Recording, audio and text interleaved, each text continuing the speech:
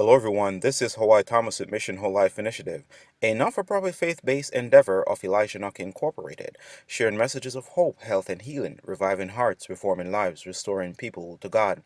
Today's Health Nugget, a breath of fresh air. On July 22nd, 2013, CNN.com reports that, quote, UNICEF estimates that at least 130 million babies are born each year, with some reports in the past 10 years putting that figure at 136 million, end quote. Typically, the sweet cry of newly born babes indicates that they have taken their first breath of open air. This reminds me of the creation account of man, that when he took his first breath was after God the Creator formed him of the dust of the ground, and blew into his nostrils the breath of life, after which he became a living soul. See Genesis 2:7. It is a self-evident scientific fact that air is vitally important to human existence. We may lose half our body fat, go for days without food or water, but only minutes without breathing. According to the book Ministry of Healing, page 271, pure air cleanses and vitalizes the blood, which carries life and vigor to every part of the system.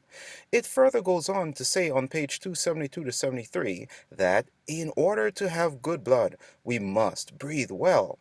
Full, deep inspirations of pure air, which fill the lungs with oxygen, purify the blood. They impart to it a bright color and send it a life-giving current to every part of the body. A good respiration soothes the nerves, it stimulates the appetite and renders digestion more perfect, and it induces sound, refreshing sleep.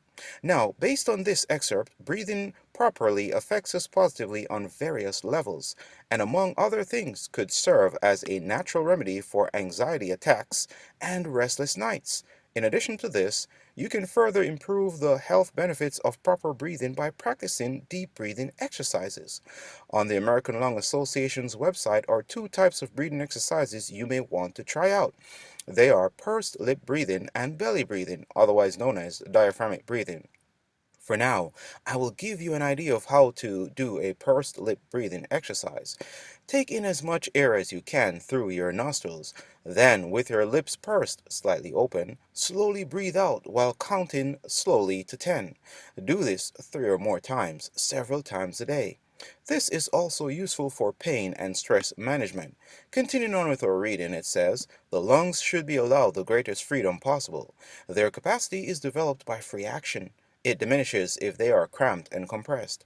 Do you know what bodily position produces cramped or compressed lungs? It is sitting and stooping or being in a hunched over position for long periods of time on a regular daily basis, which many people tend to do while at their work desk or even while on their smartphones and other such devices. Listen, as the next paragraph of our reading remarks on this.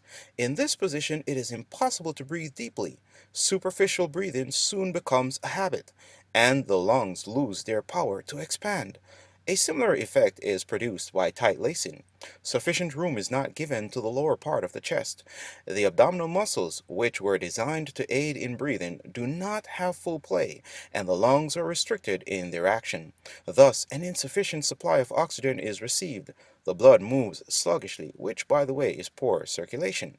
The waste poisonous matter, which should be thrown off in the exhalations from the lungs, is retained, and the blood becomes impure. Not only the lungs, but the stomach, liver, and brain become affected. The skin becomes sallow, digestion is retarded, the heart is depressed, the brain is clouded, the thoughts are confused, gloom settles upon the spirits, the whole system becomes depressed and inactive and peculiarly susceptible to disease. Herein lies, I believe, one of the reasons why over many million people die each year from respiratory diseases. As I hurry on to the end of this nugget, here are two practical tips on how to improve the air quality around your home. Number one, get low maintenance air purifying houseplants. Number two, open up the blinds and windows of your home daily. Lastly, get out in the open air regularly. If you can, go out in the early mornings or shortly after a thunderstorm, as it is at these times that the air is the more negatively charged, thus the purest. This is another health nugget from MWI Media. Until next time, this is Howai Thomas.